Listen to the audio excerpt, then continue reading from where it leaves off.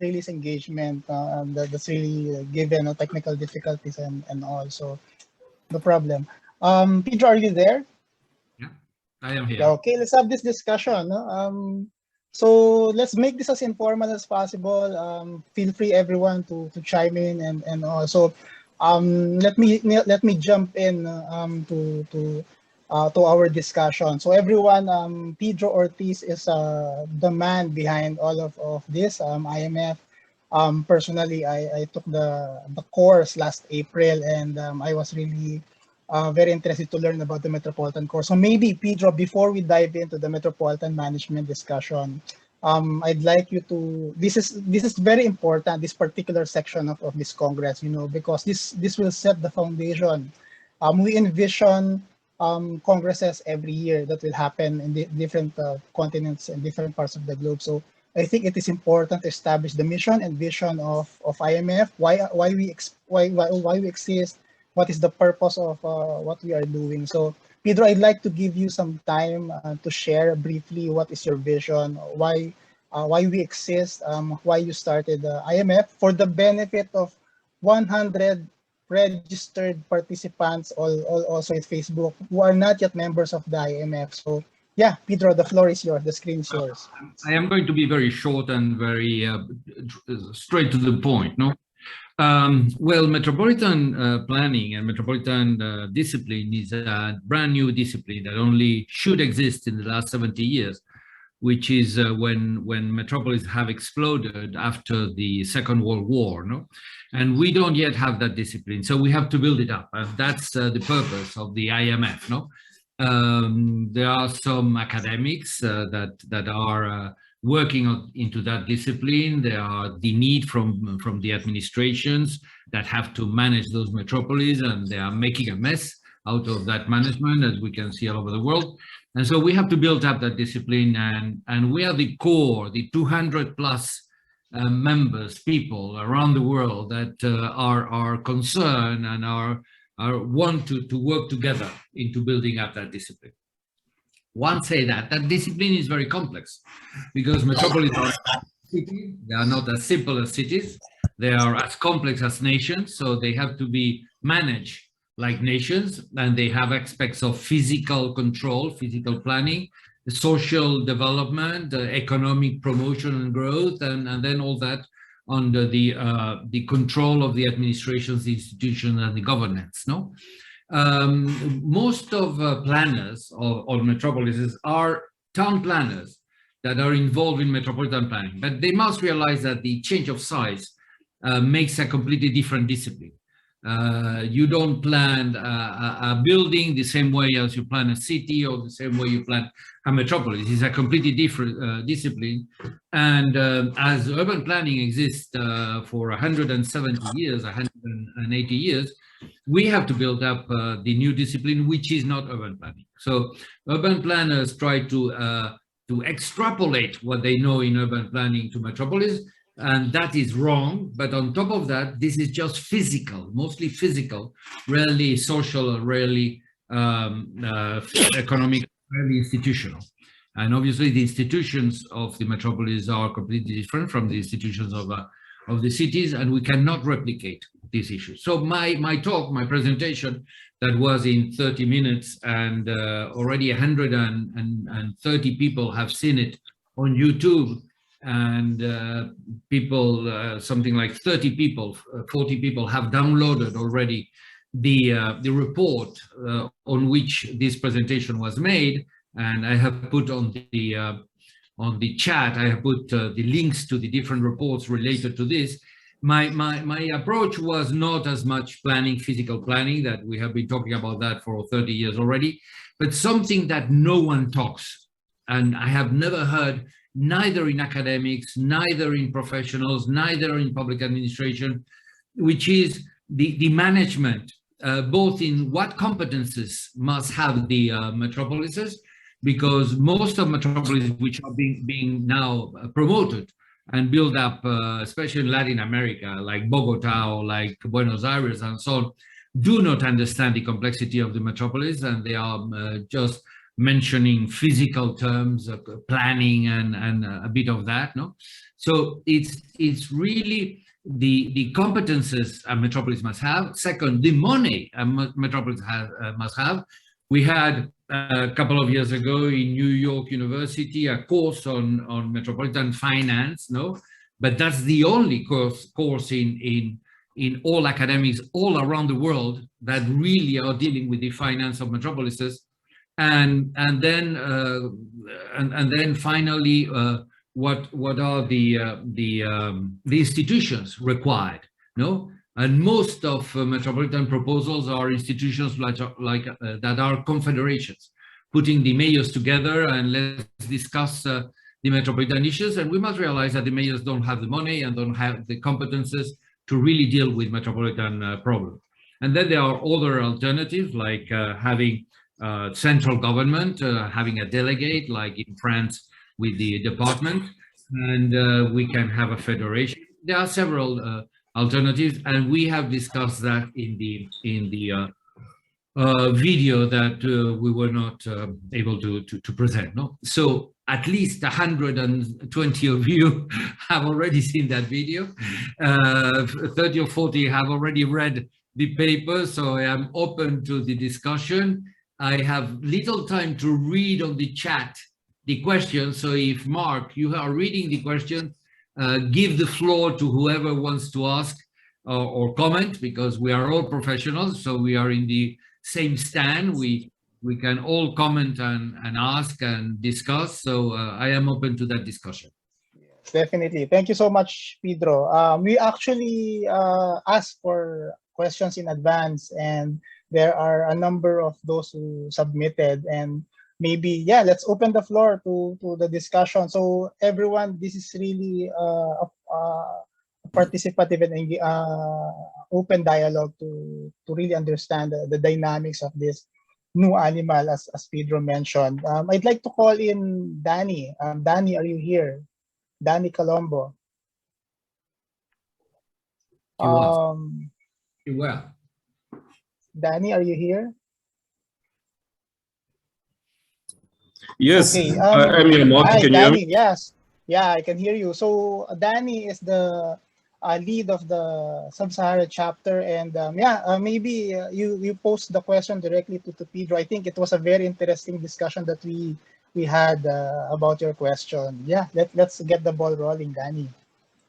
Yes, we had an initial discussion where it was mainly surrounded on metropolitan governance. And one of the questions that was posed, obviously, was it was mainly relating to Mexico, whereby a lot of municipalities are run by presidents. Obviously, for me, it was the wording that threw me off a bit, but in Mexico, the presidents, it's just another word for a mayor, if I'm correct. And it started a discussion where we were talking about the different kind of governance system, especially for countries that are run as federations, for countries that have federal states. I mean, you've got Mexico, you've got the United States, you've got Nigeria, as is the case here in Africa.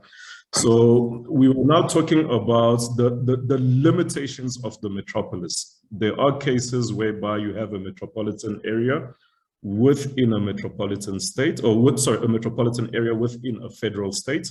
You've got a metropolitan area that is a federal state in itself. And you have metropolitan areas that can over-encompass the boundaries of two federal states. And even going on a transnational level, you can have metropolitan areas that over-encompass the boundaries of two nations. So all that necessitates different kind of governing systems. So maybe if Pedro can just elaborate on the different systems of governance, I mean, not just limited as well to federal states, but just in general, the different systems of governance that we have within a metropolitan framework. Thank you, Danny. Yes, well, you have mentioned 4 typologies, no? And I'm going to focus on those 4 typologies, because if I start commenting on all the typologies and each of them, it can take a century. So out of those four typologies you mentioned, the first one, when a metropolis is a state, is a federal state in itself, no? That is the best. That is the best, because really the members, the representative of that state, both in the capital, on the parliament of that state, or the governor of that state, is the metropolitan mayor that has to manage the whole metropolis. No, in that kind of situation, the representatives are very legitimate because they are the outcome of the direct vote from the citizens, though in democratic terms is the best, but generally they don't have as much money as central government. Generally, they have half of the money of central government or even less, no? And you mentioned Mexico, that's the case of Mexico. General federal states in Mexico have half of the money of central states. So you have more democracy and less money, but that is, for those who really seek for democracy, that's the best solution, because even if you have less money, if you have people that really know the problems of your metropolis, they are going to use that money much better than central state, which is thinking about other things and are not going to be so focused and so good targeting. No? A metropolis within a federal state. You were mentioning Mexico, by the way. The word of mayor in Spanish is alcalde, which is an inheritance of Arab Spain. Alcalde, alcaid, is the chief in Arab, no?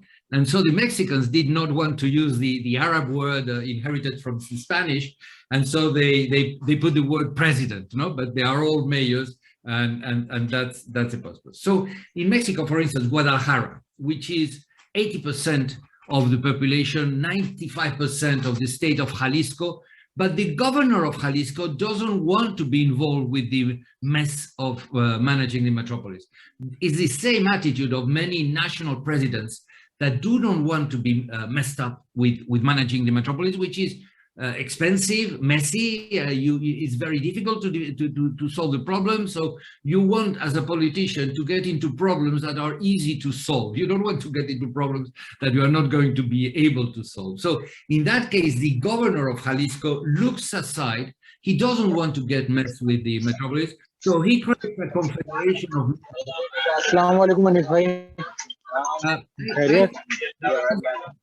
I think the ones that run the Zoom can shut up all the microphones of everyone. I think that's the possibility within the Zoom technique. So the governor of the state of Jalisco doesn't want to be messed up with managing Guadalajara, so he has created a fake institution called Imeplan that gets the mayors, and they sit around and they discuss, and they have a little bit of money that they share among themselves and so on. That is the same problem mentioned in my video and other papers about national presidents, where the metropolis is sometimes, like in Manila, 70% of the GDP of the Philippines is produced by Manila, probably the other 30% by Cebu, no? 70% is produced by Manila, and the president doesn't want to get messed up with Manila. So he creates a kind of metropolitan body that doesn't solve and so on. So that is a problem of really the population asking the presidents to realize that the metropolis is the core of the production of the country, is not a metropolitan problem, is a national problem. If the nation doesn't have a metropolis that works, the nation will not exist, will not be present globally. All global networks are produced through the metropolises, not through the national government. So the economics and the relations, economic relations around the world. So really it's a national issue, and the national president, or in this case, the federal governor of the state of Jalisco, should take in hands their responsibility instead of running away. About metropolis that go across two federal states, what you have to do is to go to see who is in control, who is above those two federal states. Where you have a conflict between two ministries, two ministers in a government, the Minister of Housing and the Minister of Roads. Who is responsible to coordinate those two ministers? Obviously the president, the chief of the cabinet. So when you have a metropolis that runs across two federal states, then the guy responsible is the upper level if those two federal states are not able to work together for that metropolitan development. In my case, in Madrid, I was in charge of Madrid, which is a federal metropolis. Well, let's call it that way, a federal state in itself. But the metropolis of Madrid goes beyond the borders of the federal state of Madrid into Guadalajara and Toledo. And there is no institutional framework to coordinate that. But what I did is, in an informal way, I had once a month lunch with the director general of those states. One month he paid, the other month I paid the lunch. And we tried to organize ourselves with these conflicts and to make the decisions that then every one of us in our competences, we will work out in a coordinated way. And I can give you examples of well-coordinated things that highways, trains that go beyond the borders of the metropolis of Madrid and are coordinated with the extension of that metropolis in the state of Castilla-La Mancha. And then over two nations, that's even more complex. So when there is two nations that have a common metropolis, either you have that kind of informal network, the two nations get together and are able to organize themselves, or in the case of Europe, we have transnational urban regions, transnational regions in Europe, and there is a procedure of organizing those transnational regions, but that's done by Europe, and Europe is above the nations of Europe, but is a confederation. So Europe does not have the capacity to govern, because a confederation, the sovereignty is on the members of the confederation, not on the confederation. If the sovereignty is on the confederation, then it's not anymore a confederation, it's a federation. So in Europe, which is still a confederation, and that's why Brexit, England can leave, and Greece and so on. In Europe, we have a setting trying to organize those transnational regions that, and obviously metropolis as well, they put money and they try to set up a kind of common discussion table for those transnational regions to be able to share the problems and to address the issues. But let's not forget that that kind of putting a table to talk is a confederation, because each member of the table is sovereign of its own decision, and confederations are not the way to run countries. Confederations have all failed in history. So we must find an upper body able to coordinate the issues and not just be a piecemeal of small decisions addressing small problems. And that is the real challenge we have. And that is what we have to solve in the next 10 or 15 years if we don't want to follow up the mess we are now suffering. Thank you, Danny. Thank you so much, Pedro. I fully agree, and actually the extremes are, you mentioned about when a metropolitan area is a state and a country in itself. So an example is Singapore, right? And you mentioned about Manila, the case of Manila. So we have that challenge right now. It seems that in the case of Cebu, it's the best case scenario right now is a confederation, which is a mistake right now. So maybe before I turn over to the floor for some other questions, what would you advise? I think that the case that you mentioned in what you did in Madrid, where you initiated, you did some to set up that discussion table, even though you don't have that institutional setup yet. What would you advise for other metropolises where you don't have, you're unable to do that because of politics and all, plus you don't have the institutional setup? What's the option? First thing, for me, the example is Germany. In Germany and, well, in Spain, the issue is that our constitutions are very new, because we had a dictator, the dictator died. So in Spain, the constitution is from 1978.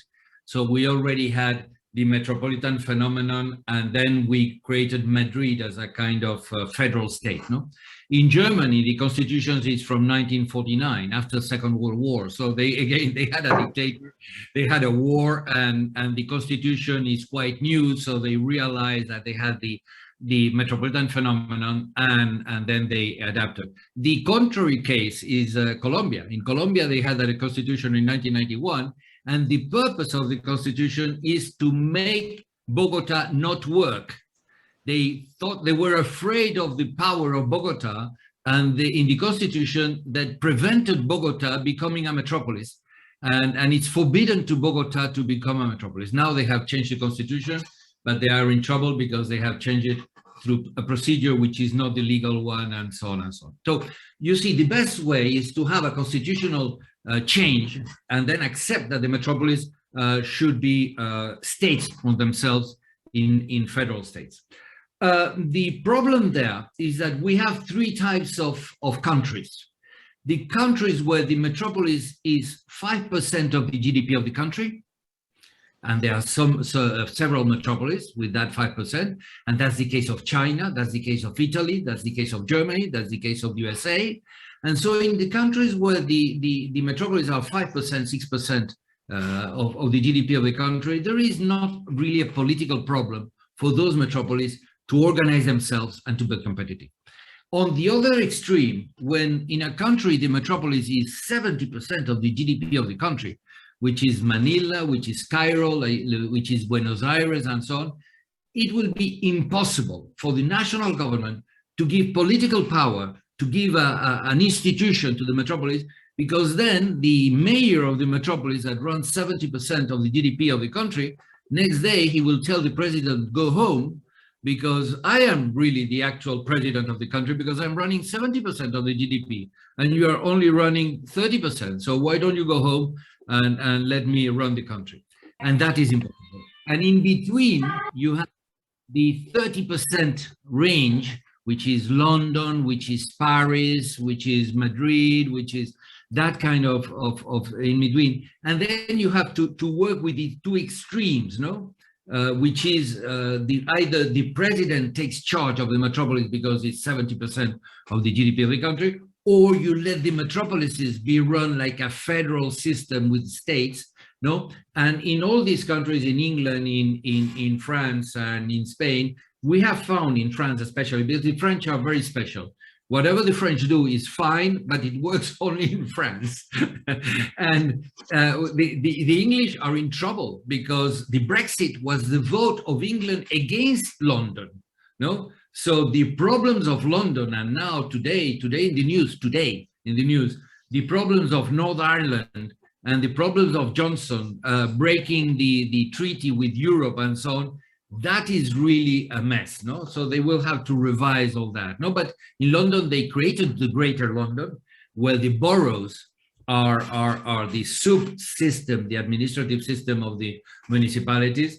But you see, in that kind of case, it is more complex, but that's not generally the case in the countries which are developing right now. You either have the metropolis, which is the big GDP of the country, and then the political problems we mentioned, or a country with many metropolises, and then it's easy to provide those metropolises with the competences necessary to govern and to manage themselves. Thank you, Pedro. Very interesting insights. Yeah, let's turn over to the floor. Another question came from Monica Hibbert. Are you here, Monica Hibbert? I'd like to give you the opportunity to share your question personally. Hello, Monica. Nice to see you. Yeah, please shoot. Well, thank you for this opportunity to talk with you. My question is that my question is that our country in our country, each city of the different metropolitan areas has its own president, and when the metropolis is formed, Monica, president... can you shut down your radio because there is noise behind you? That radio is not mine. Sorry, Sumia. I don't know. Sumia is Oh, Yes. thank you. Thank you. I'm going to repeat the question. Yeah.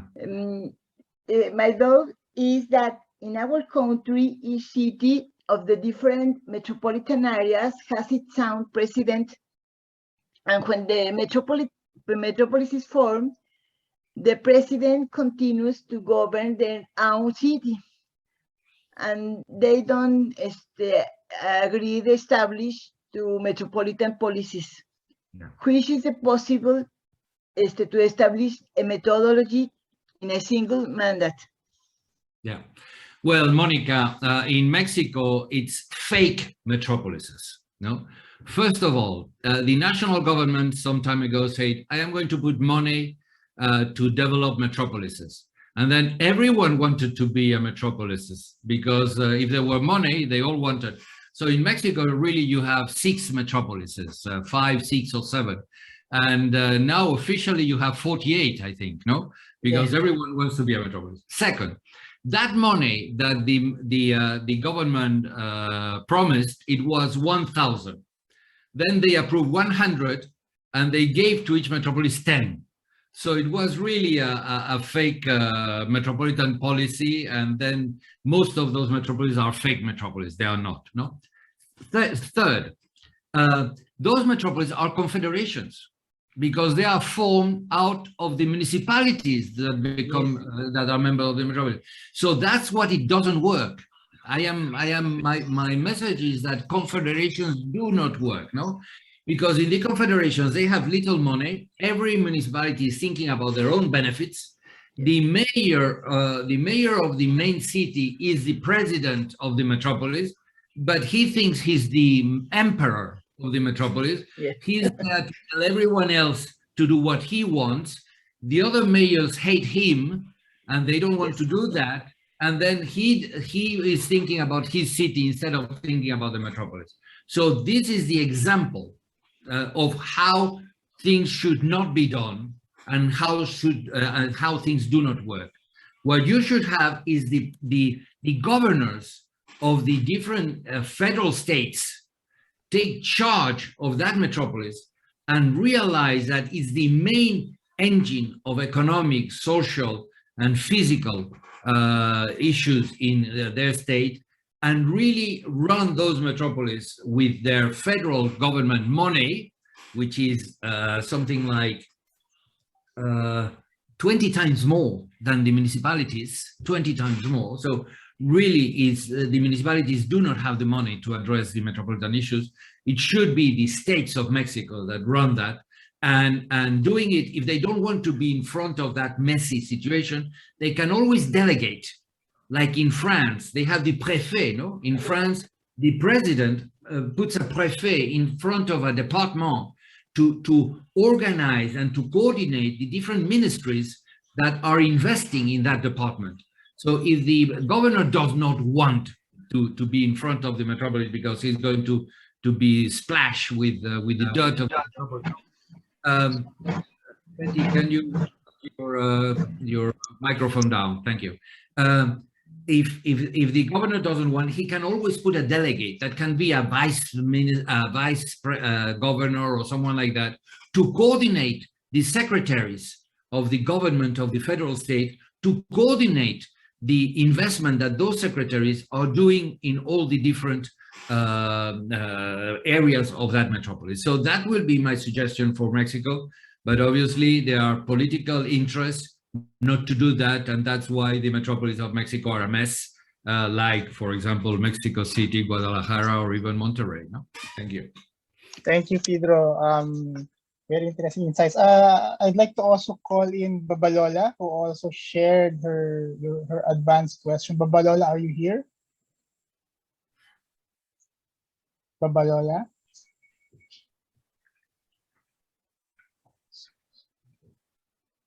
Are you here? So while we wait, Babalola, can you hear me? I'd like to give you the opportunity to share your question personally. Is she here? Anyway, while we're waiting for Babalola, so just like to read some comments. So thank you to Dr. Montalvo for correcting. So Pedro, it's not 70% for Manila, it's 33%. Does that change anything? You mentioned First, we are not talking about Manila City. We are talking about Manila Metropolis, no? Metro Manila. And it might not be 70%, but I will not accept anything under 60%. Thank you for that. Just quickly reading through, IMF needs to work with academe. We are doing that. We have formed the task force for academe, and we're actually developing the Metropolitan core. So we'll be launching that soon. There's need to focus on urban planning. Yes, we support that. As mentioned by Pedro earlier. Rashid Garcia mentioned talking about Mexico. About urban planning, let me say, Sure, Mark, yeah. it's a question of levels, no? You have different scales. You have the architectural scale, which is 150, the urban design scale, which is 1,500, the urban planning 1,500, and the metropolitan planning 150,000. And all those scales, and it goes beyond that, all those scales have to dialogue among themselves. And you cannot make a metropolitan plan with the precision of an urban plan. That would be crazy. And that's what general urban planners that do metropolitan planning do. They go into doing a metropolitan plan that will look like an urban plan. And that is extremely wrong. So metropolitan planning has to be the framework of the big structures, no? The structural framework of the metropolis in terms of transport, in terms of environment, in terms of housing, productive activities, industry, commerce, and offices, and in terms of social facilities, hospitals, universities, and all that. No, that is the structural framework. But then each of those municipalities need to do their urban plan following those structural patterns. No, so not like in countries where the municipalities can do whatever they want because they have so much autonomy that they don't care who is on top of that. So they do things which are incompatible ones with the others, no, and confronting. But urban planning is absolutely necessary as a complement to metropolitan planning because it's the second scale. Like then urban design, when you in an area of a city, you decide to have a special intervention, you do urban design, and then obviously in every plot of the city, and especially those which are institutionals, and the buildings have to have a representation, an ideological and a symbolic representation of society. That architecture has to be complement to the whole feeling and concept of the metropolis. All that capacity to dialogue is called collective intelligence. In a country where the system of values is well knitted down, and people understand each other and have a common purpose, is the system of values, then you have that collective intelligence and things can be coordinated in such a good way, you know? Thank you, Pedro. Yes, that's very important. We have time for one more question, and I'm seeing here a question from Rashid Garcia. Rashid, feel free to jump in if you want to ask your question personally. Basically, saying, is there an ideal proportion of the distribution of the budget in federal states? It's the answer, Rashid, is so long that I suggest that you read one of the papers there that I pointed out at the beginning of the chat, no? The one that relates to metropolitan finance, no? You cannot have an ideal that like a stamp you put on everyone, but you have general frameworks, no? And I would say that the budget of a metropolis and the municipalities within that metropolis, both budgets together, should be 30% of the metropolis. It's explained there. It's 30 pages paper, so you have there 30 pages to read, but it's 13%. So it will be easy to in a metropolis of 1 million people, no? If that the GDP of that metropolis is $10,000 per capita, then 1 million multiplied by 10,000 is $10 trillion, no? Sorry, $10 billion. $10 billion. So 13% of $10 billion should be the accumulated budget of the municipalities and the metropolis. But obviously, this is not a fix. In some places, like in China, is 4 times that. Because in China, the municipalities and the metropolis have a lot of money, no? In other places is just a fraction of that. So it depends on the political framework and the ideology of the country and the purpose of the national government and the share with the local governments and so on. Each country is different. But I have at the end of that report, of that paper, there is a table showing the GDPs of the capitals of many countries and what really the budget of those capitals are. And you see how in France they are above that figure, but in other countries they are very much low that figure. And then make your own criteria and decide for yourself. Thank you, Pedro. We have 3 minutes for this session before we transfer to this next session to Matt Anderson's presentation on metro governance. I'd like to give this an opportunity, Pedro. There's a question here from Dr. Murad. Is metropolitan plan equivalent to regional planning? No, not at all. Not at all, because a region is a region with the agricultural structure, many municipalities which are not part of a metropolis. A metropolis is a specific region, no? When I went to study to England, to Oxford, there was no metropolitan planning major. There was only regional planning major, and I have already done in Spain urban planning major, so I decided to do the regional one. But if you know regional planning and you know urban planning, it will be easier to understand metropolitan planning because it's the mix of two, no? But is a different approach, no? Because we are dealing, you know, the definition of a metropolis is a set of urban units that share a significant daily commuting, no? And a region does not need to have a daily commuting. So a metropolis is much more dense, is much more complex, it has much more interrelated, is a system in itself, no? And it has to work like a system. And the main difference between urban and metropolis is that in terms of ecology and environment, is that in a city, the environment is outside of the city. The city is growing and the environment is outside of the city. And in metropolitan planning, the environment is part of the metropolis because the cities should not merge. You should prevent mergence of the cities because that is the metastasis of the metropolis. You should prevent that mergence. And then the environment goes in between those cities and it has to be protected because it's part of the agricultural system related. The urban rural, now very fashionable, UN Habitat is doing a lot of work on specifically on that, not in other things that need as well work, but they are working a lot on urban rural. And that is the urban rural relation within the metropolis, and then the parks, not only agricultural, social facilities that really require to be on the border of a city because they benefit for the contact with the quality of the environment. I'm thinking of hospitals, universities, sports playgrounds, things like that, and that is part of the framework of the metropolis, and not in a city. Because for a city, the environment is outside. In a metropolis, the environment is essential part of the metropolis. Okay, thank you, Pedro. We have other questions, but I think we can go back to them later on. Thank you, Pedro, for so much for this session. Please stay with us. Of course, I will continue our discussion later. So now we move over to our discussion on metro governance. Matt?